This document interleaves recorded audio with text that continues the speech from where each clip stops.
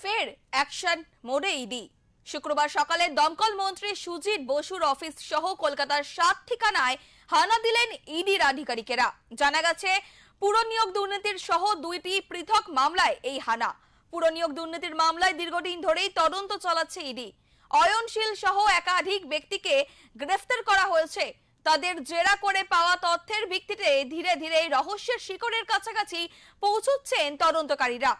জানা গিয়েছে শুক্রবার সকালে ফের পুর নিয়োগ দুর্নীতির মামলায় তদন্তে কলকাতার একাধিক জায়গায় হানা দেন ইডির অফিসাররা।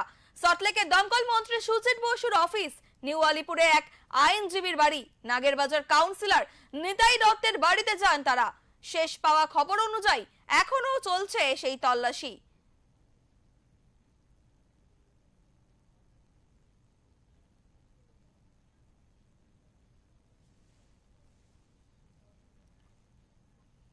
তল্লাশি নিয়ে কি জানালেন সুজিত বসু, শুনে নেব।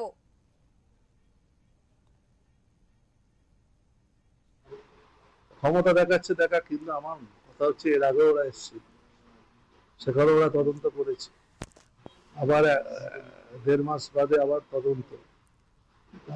ব্যাপার হচ্ছে আমরা যারা পাবলিক রিপ্রেজেন্টেটিভ আছে, রেগুলার ডে টু ডে মানুষের সাথে আছে,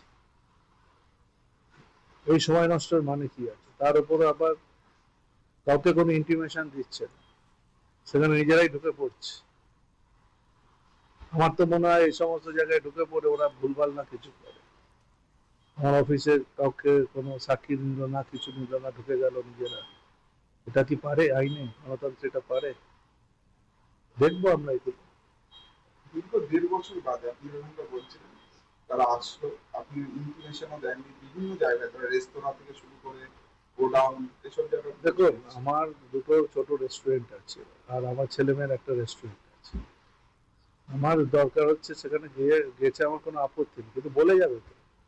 ওইটাও কাউকে না বলে ঢুকে যাচ্ছে, আমার অফিসে ঢুকে যাচ্ছে। প্রত্যেকটা তাদের নিজস্ব প্রাইভেসি থাকে, প্রাইভেসি ভেঙে এইসব কাজগুলো করছে। এটা তো ঠিক হচ্ছে না। কাউকে ডেকে নিতে পারত, ডেকে নিয়ে করতে পারত।